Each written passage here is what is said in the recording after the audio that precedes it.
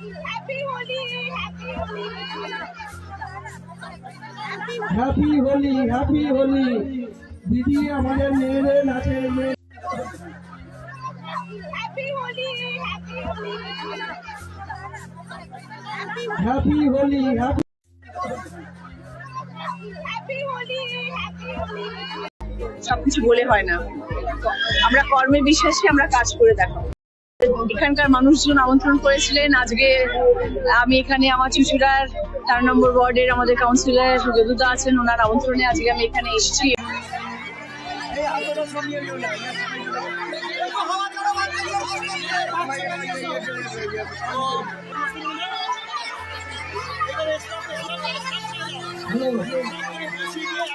আমি আমার নিজের জায়গায় এসেছি এবং এখানকার মানুষজন আমন্ত্রণ করেছিলেন। আজকে আমি এখানে আমার চুচুড়ার 4 নম্বর ওয়ার্ডের আমাদের কাউন্সিলর যদুদা আছেন, ওনার আমন্ত্রণে আজকে আমি এখানে এসেছি এবং আজকে আমার সারাদিনেরই কর্মসূচি আমার সব কনস্টিটিউয়েন্সিতে যাওয়ার এবং সবাইকে খুশি করছি। সব থেকে বড় কথা বাচ্চাদেরকে একটুখানি আবির, একটু পিচকারি, একটুখানি শাড়ি সবকিছু দিয়ে সবাই আনন্দ পাচ্ছে, এইটুকুই। আর আমিও একটু দোল খেয়ে দিলাম। আমি দিনে কাজ দেখিয়ে দেবো, কাজ করে তখন দেখবেন, মুখে বলবো না। সবকিছু বলে হয় না, আমরা কর্মে বিশ্বাসী, আমরা কাজ করে দেখাবো।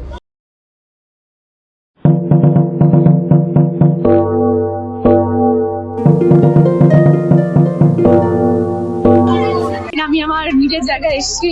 তোমার গাড়ি আসেনি? আমার গাড়ি আসে না, আমি এরকমই ওয়েট করে থাকি রাস্তায় দাঁড়িয়ে। এখন দেখা যাক সুমন মহারাজ কখন নিয়ে আসে আমার গাড়িটা, এভাবেই ওয়েট করি। জীবন তো অপেক্ষার, তাই না?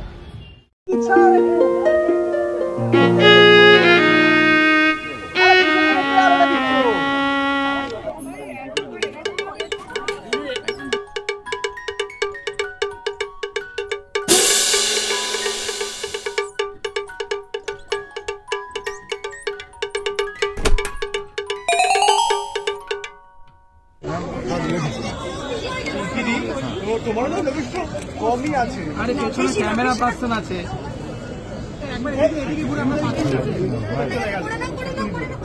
বললাম যে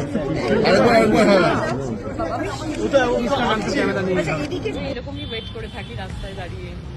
এখন দেখা যাক সুমন মহারাজ কখন নিয়ে আসে আমার গাড়িটা, এভাবেই ওয়েট করি। জীবন তো অপেক্ষার, তাই না? আচ্ছা, তোমরা তো জানো আমাদের 24 ঘন্টা শুটিং হয়। ও চাউমিন খুব ভালো বানায়, একদিন পাস্তা বানিয়ে খাইয়েছি, প্রচুর ভালো লেগেছে। আর সেভাবে কোনো রকম কোনো ডিশ খাওয়া হয়নি, কারণ বানানোর সুযোগ হয়নি, আমাদের সেই টাইমটা থাকে না। ব্রেকফাস্টে পায়েস, বিয়ের সময় পায়েস বানিয়েছিল, অসাধারণ। আমার বাড়ির সবাই ভীষণ প্রশংসা করেছে, আর আমার দারুণ লেগেছে।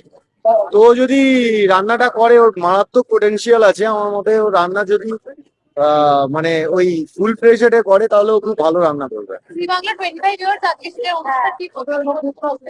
হ্যাপি বার্থডে জি বাংলাকে। আগামী দিন এভাবেই আরো আরো আরো অনেক বছর এগিয়ে যায় এবং যেন আমরা তার পার্ট হয়ে থাকতে পারি।